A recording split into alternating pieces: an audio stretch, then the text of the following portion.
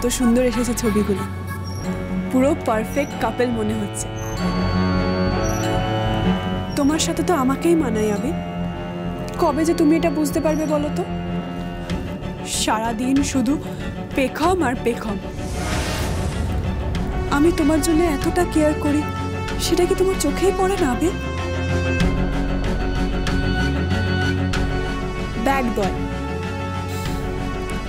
হ্যাঁ, কদিন তোমার সঙ্গে একটু হলেও আমি ডিস্টেন্স মেনটেন করেছি।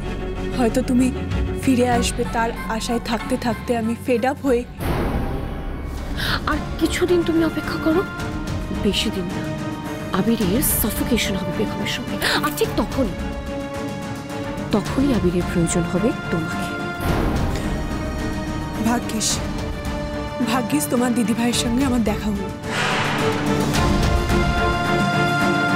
আমার এই মোটিভেশনটা সত্যিই দরকার ছিল। থ্যাংক ইউ স্মৃতি। এবার আমি তোমার জন্য ফাইট করব। পেখমকে আবিরের থেকে দূরে সরাতে যা যা করতে হয় আমি সব করব, সব। তুমি এখন অফিস থেকে এলে, মানে দুপুরবেলা, তোমার শরীর ঠিক আছে তো? আমার শরীর ঠিক আছে। আসলে দাদাভাই ফোন করেছিল, বললাম নাকি বড় দিন পড়ে গিয়ে লেগে গেছে, তাই অফিসের সব কাজ তাড়াতাড়ি শেষ করে আমি ওষুধ নিয়ে চলে এলাম। ভালো করেছো। জানো, ভর্তি ভাই খুব ব্যথা পেয়েছে, বেচারি। ওষুধগুলো খেলে একটু রিলিফ পাবে। আর শোনো না, তুমি ফ্রেশ হয়ে নাও।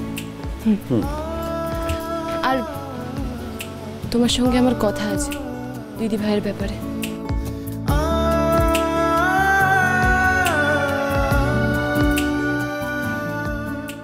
দিদিভাইকে নিয়ে আমারও টেনশন হচ্ছে পেখম, কিন্তু সেটা তোমার সাথে এখন আলোচনা করলে তুমি আরো বেশি ডিপ্রেসড হয়ে যাবে। তাই আলোচনার আগে তোমার মনটা ভালো করা দরকার, তাহলে আমরা ঠান্ডা মাথায় দুজনে দিদিভাইয়ের ব্যাপারটাকে নিয়ে ভাবতে পারবো।